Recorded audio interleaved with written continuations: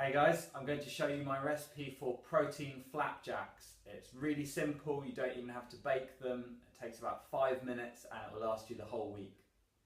We filmed them last night and put them in the fridge, and here's how they look in the morning.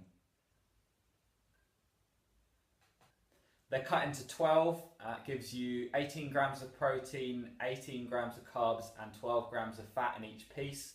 So that's 260 calories in each one.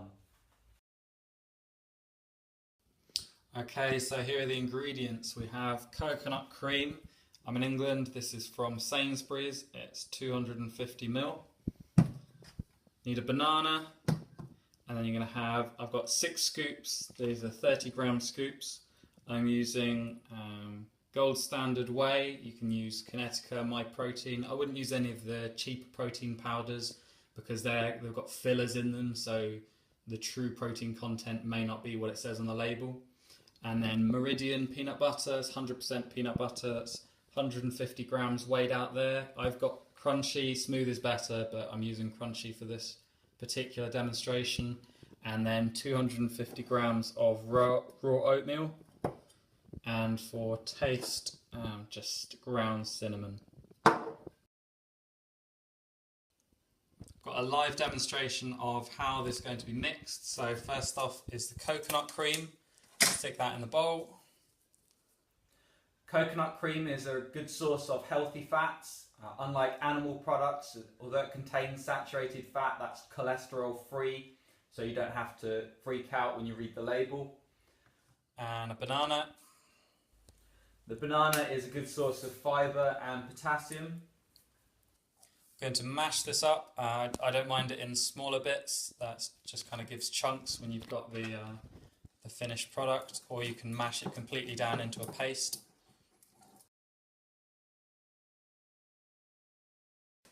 Add 6 scoops of protein powder. So I've got chocolate protein powder here. It's 180 grams. The whey protein, obviously that's a good protein source. You're getting all your amino acids there, and it also helps out with your immune system too. You want to make sure that's fully mixed in so there are no sort of powdery clumps when you do it. Next up is the peanut butter. There's 150 grams of peanut butter. The peanut butter is good for heart health, and it also contains healthy fats, and it has some antioxidant properties as well. And then some cinnamon you can add in now.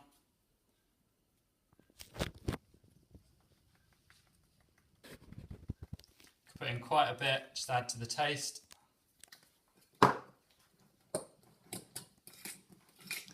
And then the last ingredient is going to be raw oatmeal, so 250 grams of it.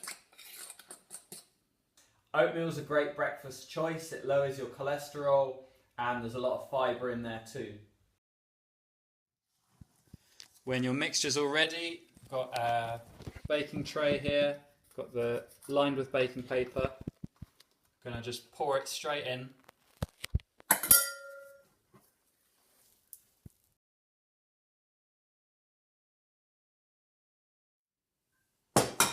And then just smooth it out, push it into all the corners.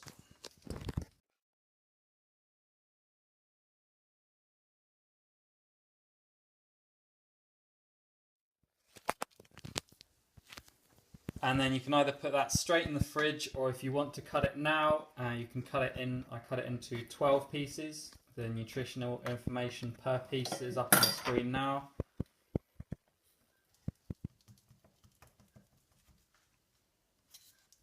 You may have to just go over your cuts again once it's solidified.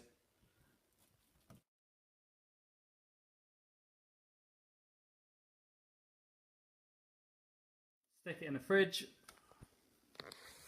If you're a busy worker, you can make these on a Sunday night, and then you've got 12 pieces for the work week. If you like to eat first thing in the morning, then you can just grab it straight from the fridge. Otherwise, get yourself some Tupperware and you can take it along to work.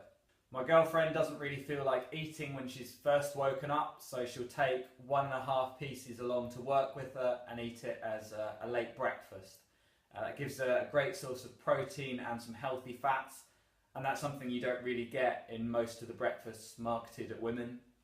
For me, I have 2 pieces for breakfast, and that's 500 calories, gives me 36 grams of protein, which is ideal. If I have something else for breakfast, then I can take 2 pieces along and then have it for lunch, whereas other people in the office would be going to Tesco, getting a meal deal, and that's just not as healthy.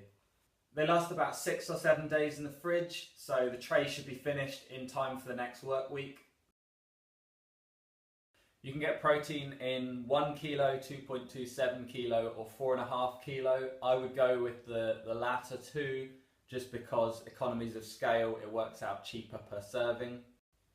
If you're going with a different brand, that's fine. Just make sure you're not buying a gainer shake to gain weight. That's would normally have the word mass in it. So if you look at the label for a 30 gram serving, you want between 20 and 24 grams. You can see here I've highlighted the protein content of this per serving.